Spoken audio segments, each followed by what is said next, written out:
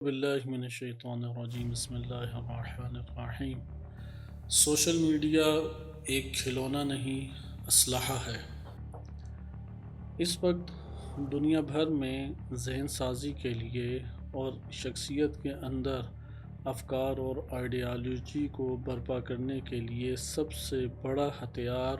وہ social media استعمال کیا جاتا ہے۔ وہ افراد کہ جو ایک غافلانہ زندگی بسر کرتے ہیں اور اپنی زندگی کے ہر دن کو آسائش، آرام اور ایک لذتوں کے جہان میں بسر کرنا چاہتے ہیں، ان کے لیے سوشل میڈیا ایک زندگی کے ٹول میں سے ہے جس کے ذریعے وہ اپنی زندگی کی خواہشات اور آسائشوں کو جی بھر کے لینا چاہتے ہیں، جبکہ حقیقت یہ ہے کہ سوشل میڈیا ایک خطرناک اسلحہ ہے اور ایک ایسا اسلحہ ہے کہ جس کی طرف اگر کسی شخص نے اسلحے کے اعتبار سے نہ توجہ کی تو یہ اس کو ہلاکت تک پہنچا دے گا۔ لہٰذا آئیں آپ اس کے اوپر تھوڑا سا غور کریں، چونکہ یہ بذات خود یہ تفکر انسان کے لیے اس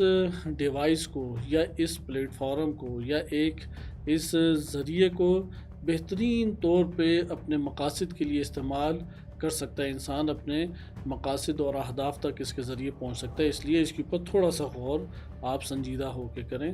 آیا سوشل میڈیا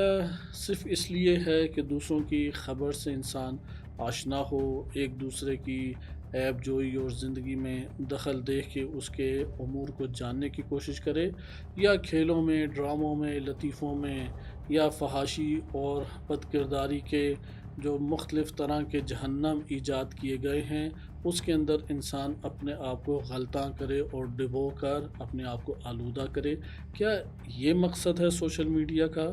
ہاں، دشمن یہی چاہتا ہے۔ اس کا جواب یہ ہے، دشمن اس اسلحے کے ذریعے سے بے عینی یہی چاہتا ہے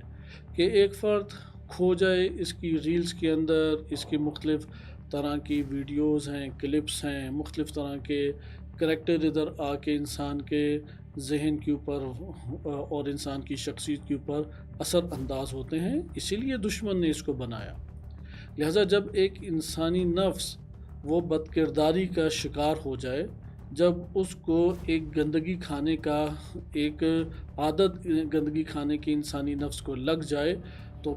یہاں پر وہ مثبت کردار نہیں ادا کر سکتا، اور دشمن یہی چاہتا ہے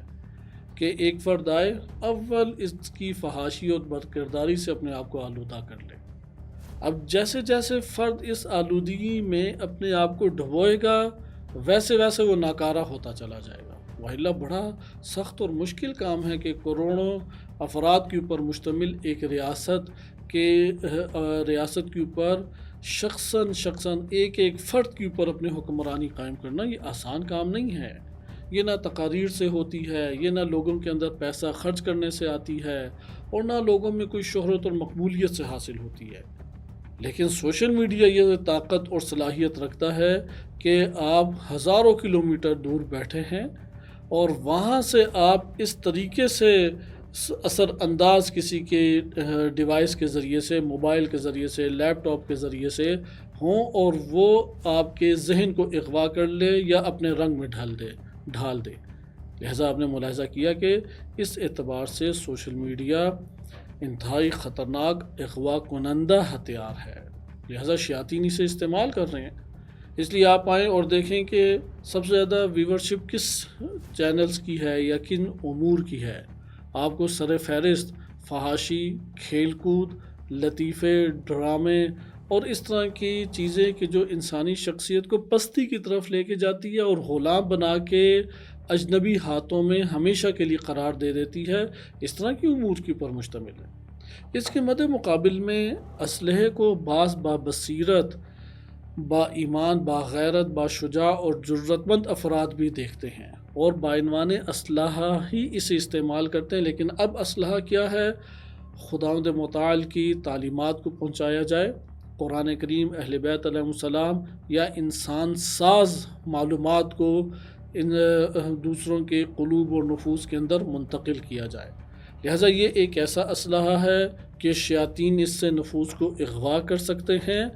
اور راہ الہی پہ چلنے والا مبلغ نفوس کے اوپر اثر انداز ہو کے نفوس انسانی کے اندر اللہ سبحانہ و تعالیٰ کی ہدایت کے نور کو وہ چمکا سکتا ہے، نور سے نفوس کو منور کر سکتا ہے۔ لہٰذا سوشل میڈیا کو اپنے ذاتی امور کے اندر، پرسنل امور کے اندر صرف اپنی لذات اور اپنی خواہشات اور اپنے دیگر امور کے لیے استعمال نہ کریں، اسے بعنوان اصلاح استعمال کریں۔ اور یہی ہمارے ہاں رہبران اسلام نے خصوصی طور پہ پیغام دیا ہے کہ اصلاح کی اس جنگ میں، یعنی سوشل میڈیا کے اندر لڑی جانے والی نرم جنگ، یا جسے ایک نو سرد جنگ آپ بے شک نام دے دیں، کہ اس جنگ میں جس نے کامیابی حاصل کی، میدان زمینی طور پہ اسی کا ہے، اور جس نے اس میدان میں شکست کھا لی تو زمینی میدان اس کے ہاتھ سے نکل جائے گا۔ لہٰذا اس ٹائم ہمارا وظیفہ پہلے نسلوں سے زیادہ بڑھ کر حساس ہو چکا ہے، اور اس سوشل میڈیا کے محاذ کے اوپر ہم میں سے ہر ایک اپنی ایک ذمہ داری انجام دے رہا ہے۔ بے شک کوئی اسے دیکھ رہا ہے یا نہیں دیکھ رہا، خود اس کا ایک مثبت چیز کو ابھارنا وہ اس میدان جنگ میں گولی چلانے کے مترادف ہے۔ یہ جملہ ذہن نشین کر لیں کہ ایک مثبت حق کے اوپر مشتمل رائے ہے، حتیٰ لائک کیوں نہ ہو، حتیٰ کہ آپ کا کسی کے سامنے اظہار کیوں نہ ہو، کسی بھی حمایت کے اعتبار سے اظہار کیوں نہ ہو، یہ اس جنگ میں گولی چلانے کے مترادف ہے۔